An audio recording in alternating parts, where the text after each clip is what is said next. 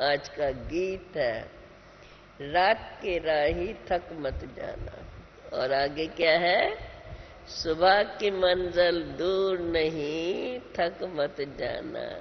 और अभी तो कहेंगे ना, बाबा कहते हैं देखने में नहीं आता है वो स्वर्ग के नजारे, देखते रहो वो नजारे और पुरानी दुनिया से दूर होते जाओ।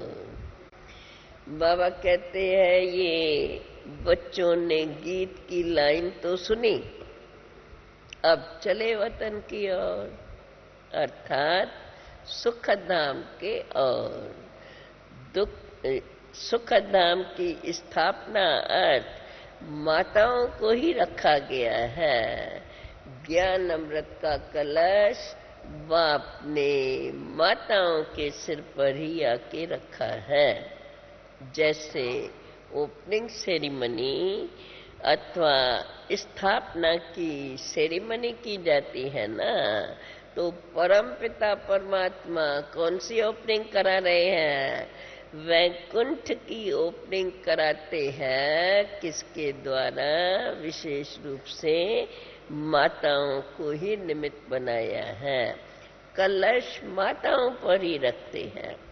अभी बच्चियों को खड़ा होना है, शक्ति दल है ना, बच्चों पर बाप रिस्पॉन्सिबिलिटी रखते हैं। ऐसे नहीं कि इन गुरुओं पर बाप ने कोई रिस्पॉन्सिबिलिटी रखी है कि सबको सद्गति दो। बाबा कहते हैं अभी तुम बच्चे जान गए हो, सद्गति देना तो माताओं का ही काम है। सद्गति होती है ज्ञान से। ज्ञान का कलश मिला है तो माताओं को पहले पहले दिखाते हैं। कलश रखा जगदम्बा पर। शास्त्रों में तो लक्ष्मी का नाम रख दिया है। देखो काली की भी कितनी महिमा गाते हैं। चित्र तो अनेक प्रकार के बना दिए हैं। अब बाप ने माताओं पर कलश रखा है, क्योंकि इस समय तुम्हारी हम जिन्स माताओं की बड़ी बुरी गति है। तुम शिव शक्तियां कहलाते हो, तुम हो गुप्त सेना। तुम्हारे बुद्धि में यह उमंग उठने चाहिए।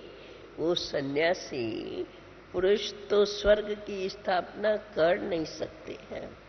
तुम जानते हो हम अपना स्वराज्य स्थापन कर रहे हैं। वंदे मातरम गाया हुआ है। भारत खंड का नाम ही गाया जाता है। कहते हैं भारत माता की जय, अर्थात भारत में रहने वाली माताओं की जय। जो माताएं विश्व को स्वर्ग बनाती हैं, ऐसी माताओं की जय।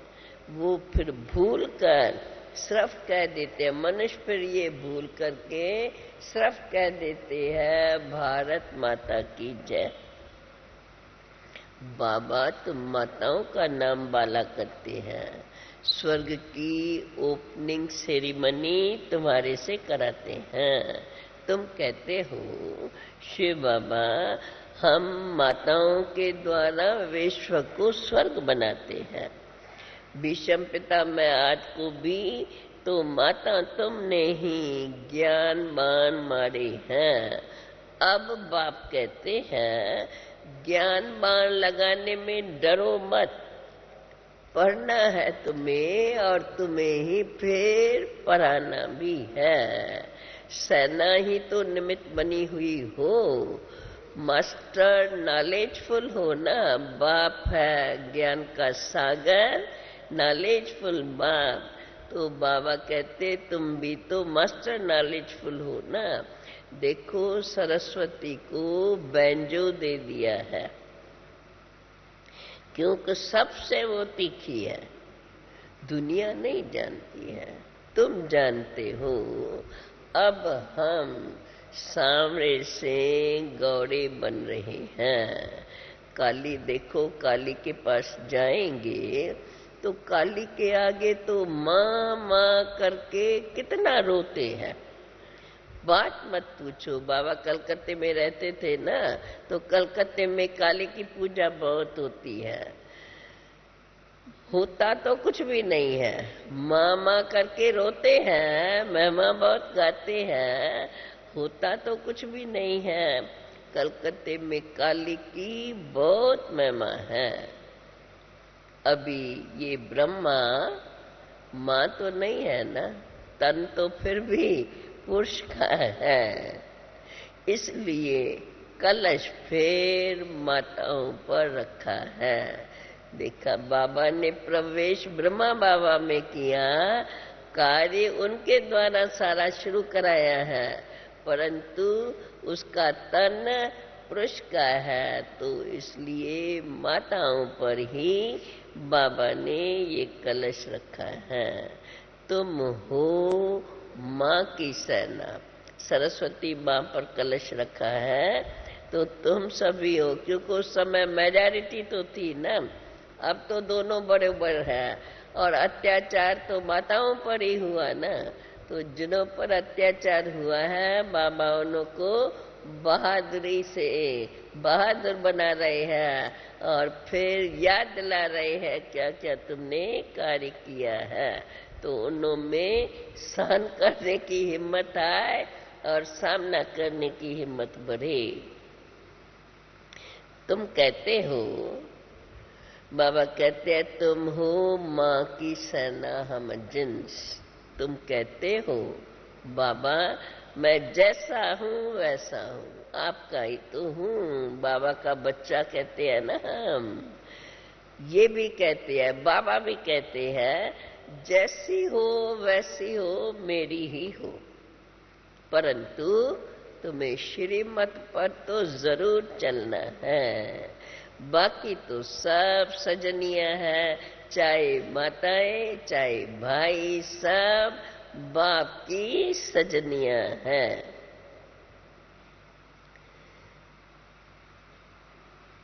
सब कहेंगे हम ईश्वर के हैं।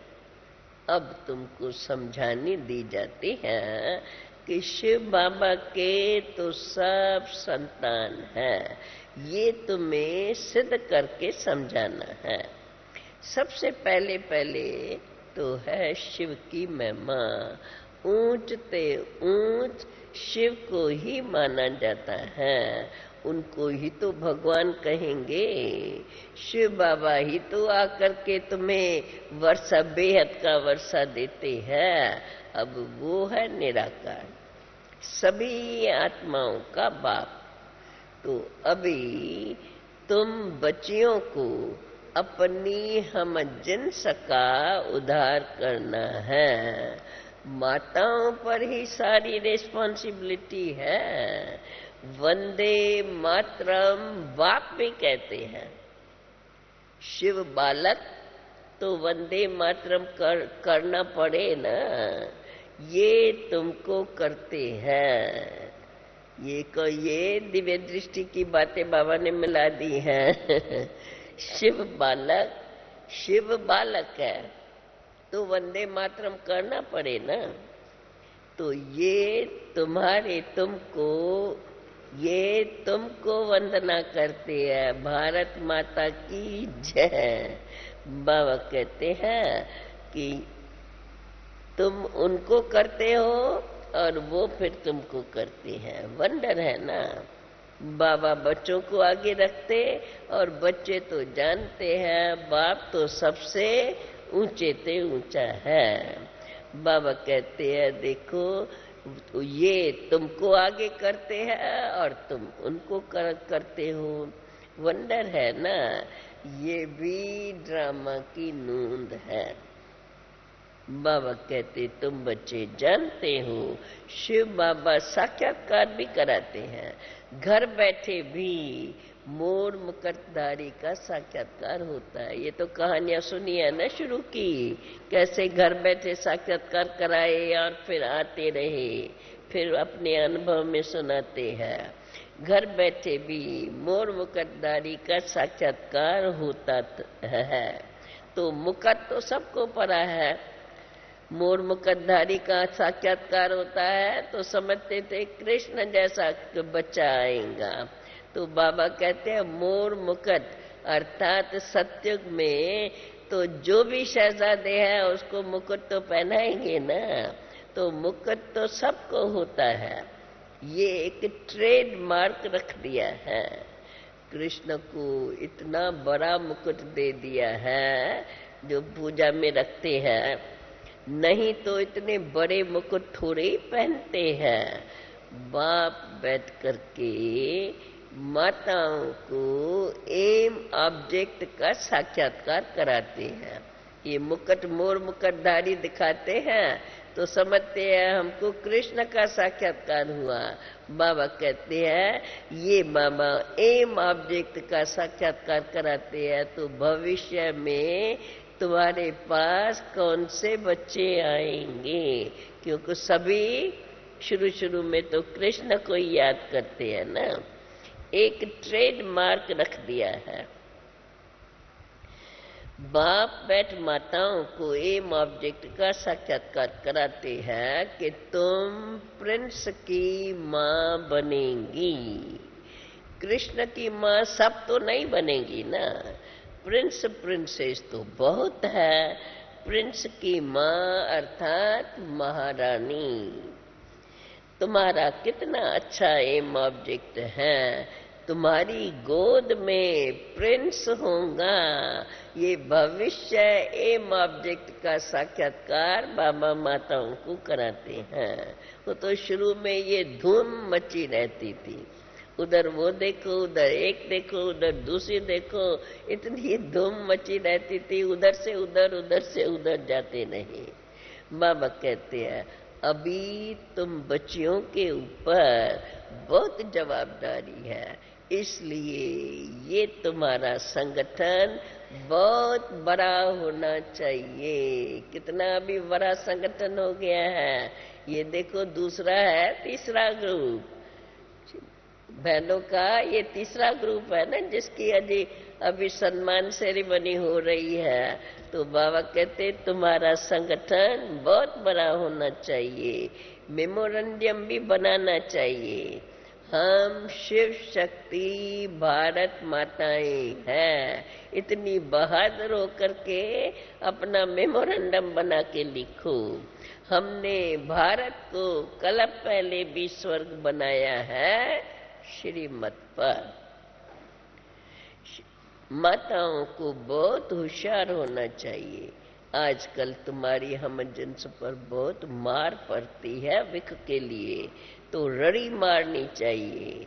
गवर्नमेंट को कहना है हम तो कल्प कल्प भारत को पवित्रता के बल से स्वर्ग बनाते हैं, इसमें हमको ये विघ्न डालते हैं। हम तो पवित्र रहना चाहते हैं, क्या लिखो मेमोरेंडम में, ये बाबा बताते हैं। हम तो अभी पवित्र रहना चाहते हैं। साथ में ये पुरुष भी कहेंगे बरोबर पवित्रता तो अच्छी है। देखो लोग तो दवाएं आदि से बच्चा पैदा होना बंद करती है, परंतु इनसे थोड़ी कुछ होता है। बाप समझाते हैं पवित्र बनो। तो माताओं के साथ ये गोप भी मददगार हैं।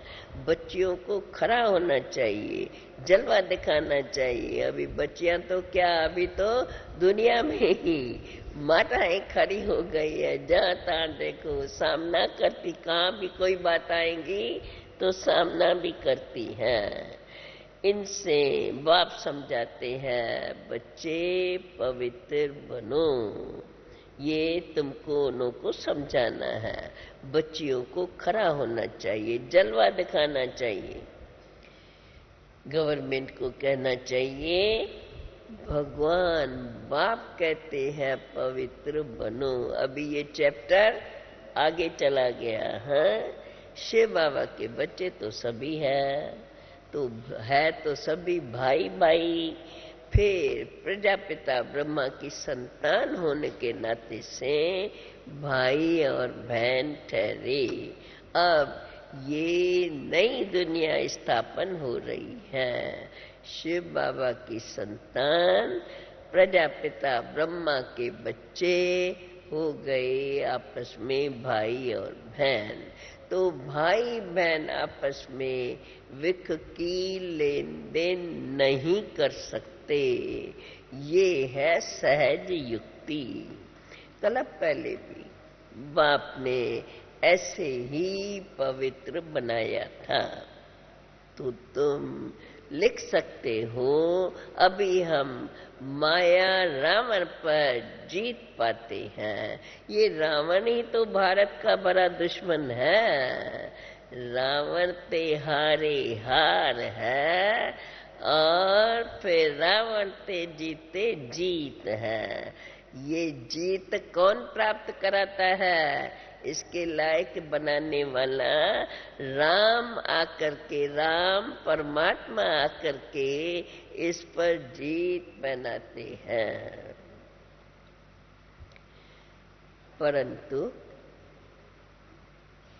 क्या आया? परंतु माताएं और कन्याएं, तो बाबा माताएं शब्द ले रहे हैं, इसलिए माताओं को देख करके बाबा कहते हैं परंतु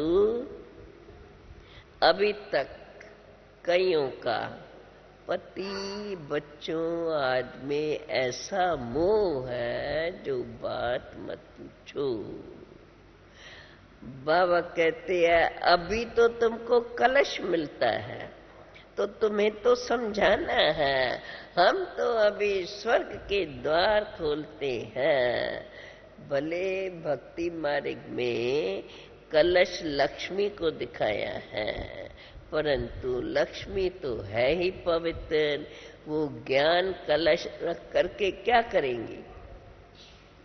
ज्ञान का कलश है जगत अम्बा पर। अब परमपिता परमात्मा ने फरमान निकाला है, काम महाशत्रु है, इन पर जीत प्राप्त करेंगे। जो इन पर जीत प्राप्त करेंगे वही श्रेष्ठाचार्य बन करके स्वर्ग के मालिक बनेंगे।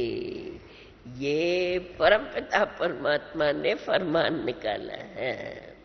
बाबा कहते ऐसे ऐसे बड़े हिम्मत से जाके समझाओ।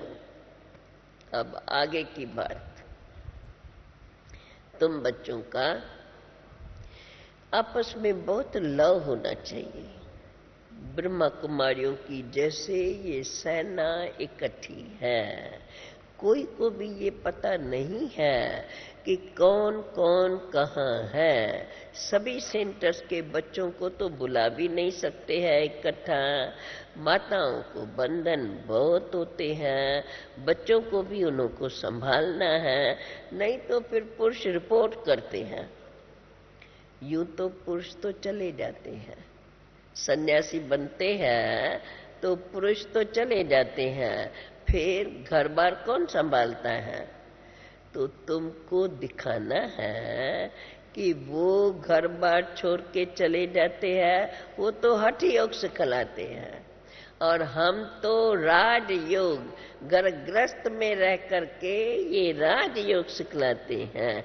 इसलिए हमको ये सैल्वेशन मिलनी चाहिए, अर्थात हमें ये छुट्टी मिलनी चाहिए खुशी से, इसमें रुकावट नहीं आनी चाहिए।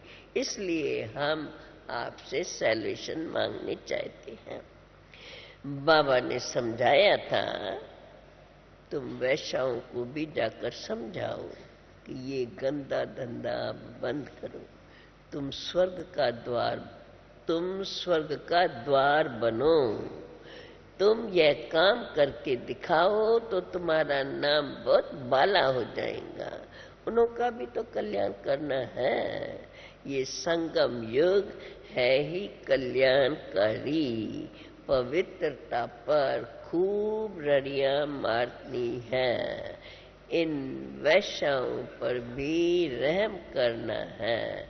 गवर्नमेंट भी अभी उन्हों को कुछ न कुछ काम में लगाती रहती है। तुम ऐसा समझाओ जो अखबार में भी पढ़े कि ब्रह्मा कुमार ब्रह्मा कुमारियां वैश्याओं को भी नॉलेज देकर इन गंदे बनने से, जो पतित गंदे बनते हैं, उनसे छुड़ाती हैं। क्योंकि काम तुम्हारा शत्रु है, इनसे तो तुम पतित गंदे बनते हो। ये दुनिया ही भ्रष्टाचारी है। बाप आकर के पहले माताओं को उठाती हैं और गोपों का काम है उनका पूरा मददगार बनना। जो मेहनत करेगा वही ऊंच पद पाएगा। अपनी हम जिन्स पर रहम करना चाहिए। देखो उनका तो नाम ही है वैशाल्य। बाप आकर के शिवालय बनाते हैं। अभी कल्य को इन्हीं नामों से भी कह सकते हैं। वास्तव में अब ये तो सब है ज्ञान की बातें। बाप इस समय मनुष्य तन में आकर के तुमको ज्ञान सुनाती है। तुम बच्चे जानते हो हम अभी कब्रस्तानी से परस्तानी बन रही हैं। ये है ज्ञान मान सरोवर। ज्ञान गंगा में गोता लगाते रहते हैं। बाकी कोई पानी की बात नहीं है जो कहते हैं मान सरोवर में डुबकी लगाई तो परी बन गई। ज्ञान गंगा में गोता लगाते रहते हैं। देखो यात्राओं पर जाते हैं, कितनी उनको मेहनत करनी पड़ती है। पैदल जाना, सामान आदि उठाना, बहुत मेहनत होती है। अभी तो बाबा कहते तुम बच्चे समझ गए हो, बाबा मनुष्य तन में बैठ ये ज्ञान स्नान कराते हैं। बाकी परियां आदि कोई नहीं बनती हैं। तुमको ज्ञान परी बनाने वाला बाबा है। देखो कितनी अच्छी अच्छी बातें धारण कर स्मृति में रखनी है और फिर जाकर के समझाना है। बाबा कहते हैं ये बच्चियां खड़ी हो जाए तो बहुत काम कर सकती हैं। जानना तो तुम माताओं को ही है। बोलो जहां भी वैश्याओं का संगठन, जहां भी वैश्याएं हैं उनका संगठन बनाओ, बड़ों बड़ों को जाकर समझाओ। परंतु ऐसे भी नहीं बाहर से कहते रहो हमारा तो एक, दूसरा न कोई, और फिर अंदर में और कोई खींचता रहे। ये तो सबके लिए बात है। अगर अंदर में कोई खींचता रहता है तो ऐसे भी फिर ये काम नहीं चल सकता। बाबा का तो सच्चा सच्चा बच्चा बनना है, नहीं तो फिर वो खुश मिजाजी का चेहरा कहाँ, वो चेहरे पे झलक नहीं दिखाई देंगी।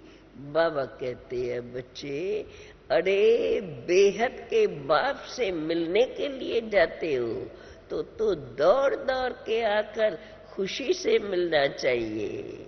हम तो जाकर बाबा की गोदी का हार बने, ऐसे उमंगों से भाग भाग करके आना चाहिए।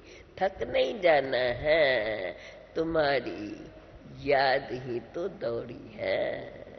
वो तो जिस्मानी दौड़ी है, ये रूहानी दौड़ी है।